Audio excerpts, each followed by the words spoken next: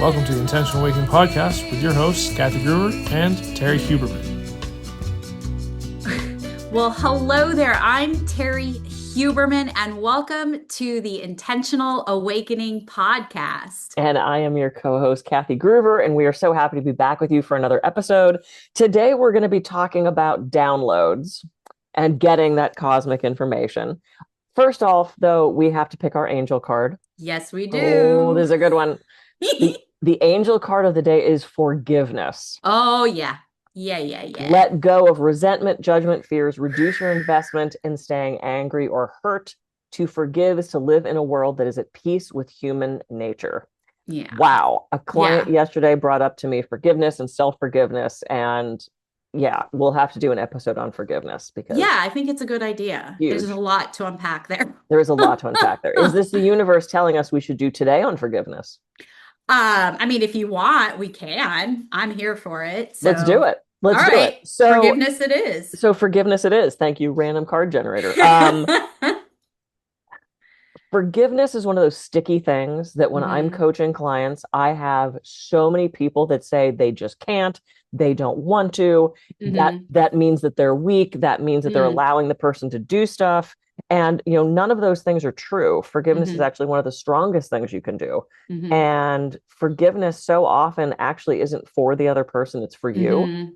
So if you're holding something against somebody else, one, they're living rent free in your brain, which is, you know, why would you let that happen? But also it drags you down into this negative energy, right? I mean, it keeps us stuck, don't you think?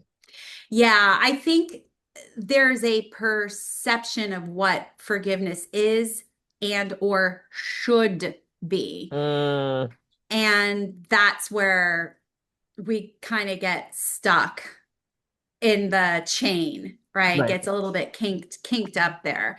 Because a lot of times we're thinking if we forgive someone, that means we're letting them or the perpetrator, the other person, whatever, or the circumstance, like that we're letting them get away with it. Right. So that's where we get stuck because we're like, no, it's not okay what they did. And if I forgive the circumstance or I forgive them, then it's okay what they did. No. That's not the way it is. So there's maybe it's a distortion of what forgiveness is. And so that's why it's really hard to kind of let that go. Well, and I think there's almost, and this sort of just came to me, there's a sense of pride in that, right? Yeah, sure. Like, I'm strong and I'm going to hold on to this thing. Sure. The actual definition of forgiveness, because Capricorn needed to look that up, the intentional act of letting go of anger, resentment, and the desire for revenge towards someone who has wronged you without necessarily forgetting or excusing the offense. It's a personal process that leads to emotional healing and improved well-being. Forgiveness does not, this is great. Forgiveness does not mean erasing the memory. It doesn't justify or minimize the harm. It doesn't mean that you're restoring that relationship, and it is not a weakness. It's an act of self-compassion. Yeah. So it comes down to the attachment, really. If you think about it, that's what I was picking up from what that was putting down. Yeah, that's a beautiful bottom line of that. Yeah. The attachment to... Yeah. And when I'm working, the perspective that I take when I'm working with my clients with forgiveness is releasing the energetic attachment to it. So it's kind of complicated in a way, but it's also not. Right. Because of the way the human brain thinks, that's all. And we humans are complicated. But if you want to just get to the brass tacks, it's just the attachment. So it's a lot easier for me to say than do. I understand, but just let go of the attachment, right? Yeah, sure, Terrie. Well, and it's so funny because I've had clients say, but how do I do that? And I'm like, you just do it. You do it. I mean, we could put together a complicated ritual. We can cut cords and light candles and burn paper and, you know, put them in the freezer, whatever you need to do. But the bottom line is you just have to. Yeah. And it can take time. And I think that's the other thing is that people, well, my clientele, they're ambitious and anxious and they're overwhelmed. So like they need to get stuff done now. The problem is that you're on your timeline, right? And then what timeline you want might not match.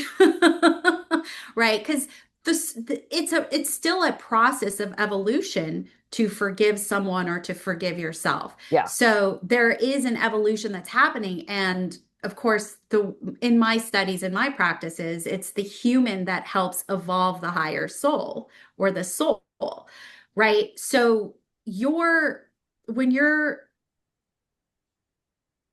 when time is a factor, it's just gonna actually make it longer. Yeah. Yeah. And I was thinking about what you just said. And what came to me is, I think, a question that I've asked people when they talk about, I just can't do it, I don't want to do it, what do you get from holding on to that? Right. Well, there's also a fear behind that, if you think about it, because, well, a lot of times when we're doing forgiveness, like authentic forgiveness, oftentimes means having to revisit the circumstance, the situation. And what does that do? It puts us in pain. Human beings do not like to be in pain. So a lot of us will avoid being in pain. Yeah. So therefore, we're not going to do the work. Right. Right. But at the same time, how else are you supposed to release and let go? Sure. Well, and I think we need to let go. We talked about attachment, but I think we need to let attachment go of the secondary gain we're getting from not forgiving that person. Are you getting attention?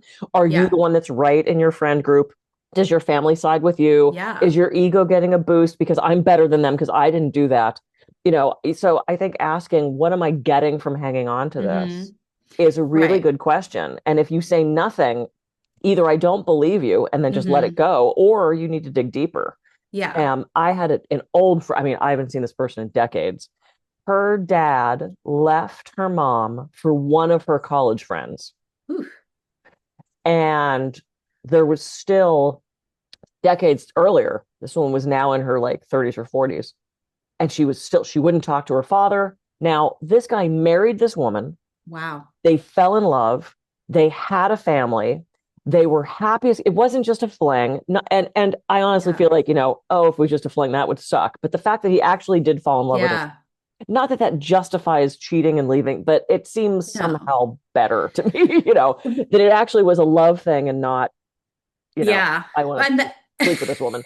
But this girl, she just could not, she didn't want to talk to her father. She couldn't acknowledge her friend. She could not forgive that. And I said, but does it make you feel any better that they're happy that this was like sort of what was the connection with it? She goes, nope, I hate him and I will never forgive him. And it's like, ooh. Yeah, well, she's hurting you, not them. Yeah, she's getting definitely getting something out of it.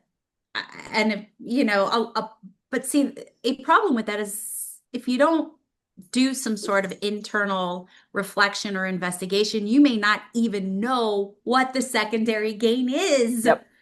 And so you're holding it on even longer. And it's like, it just becomes even more of a hot mess. Yeah.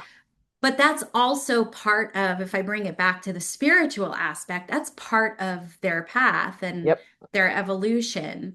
Maybe it's what they came in this lifetime to overcome. And maybe one of your lessons is forgiveness. Or even just reflection. Yeah. Know thyself. Or it left. I watched it float away. It'll come back.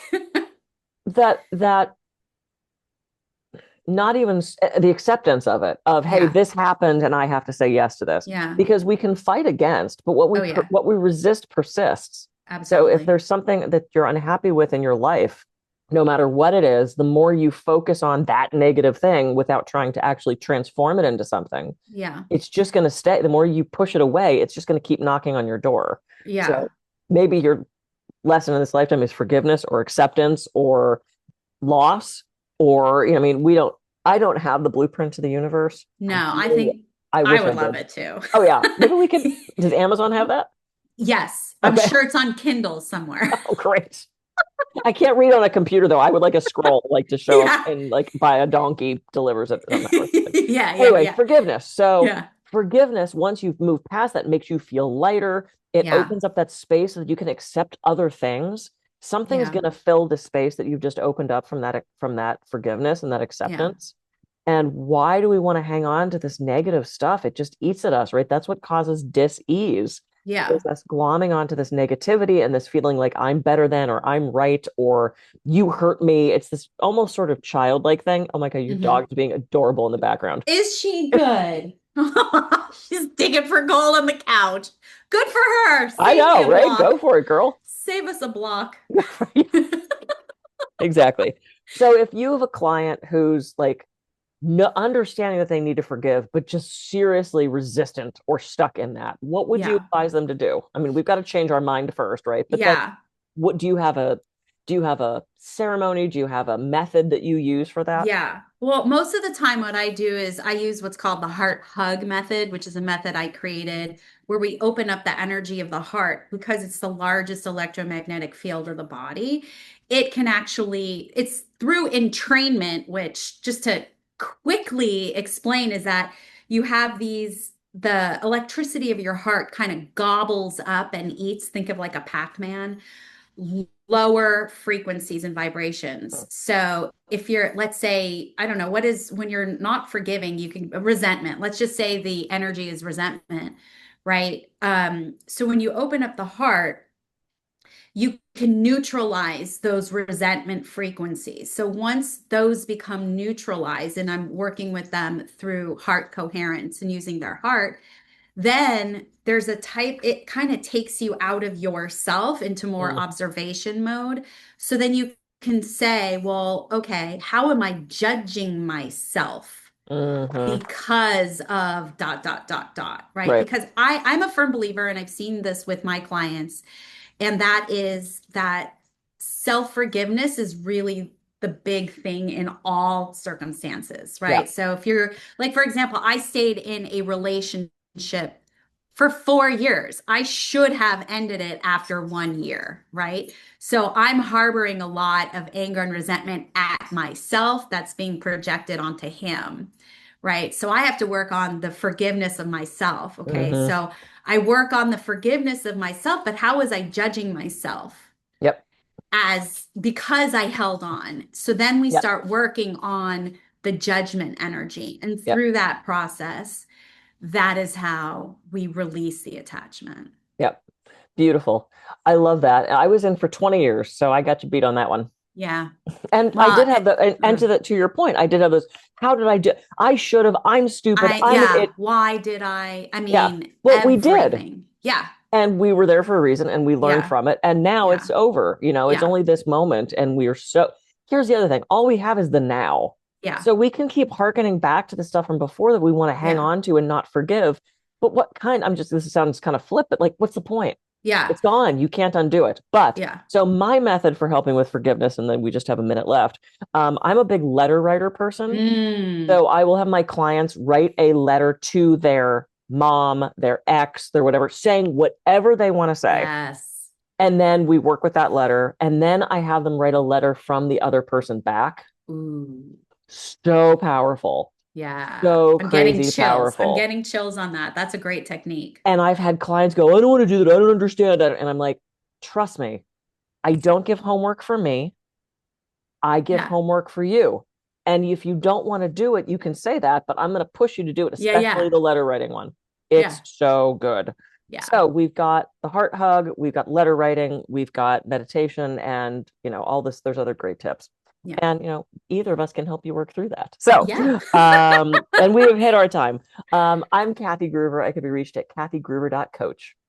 And I'm Terrie Huberman. You can reach me at terriehuberman.com. Thank you so much for joining us. We look forward to hanging out with you again in our next episode. See you next week.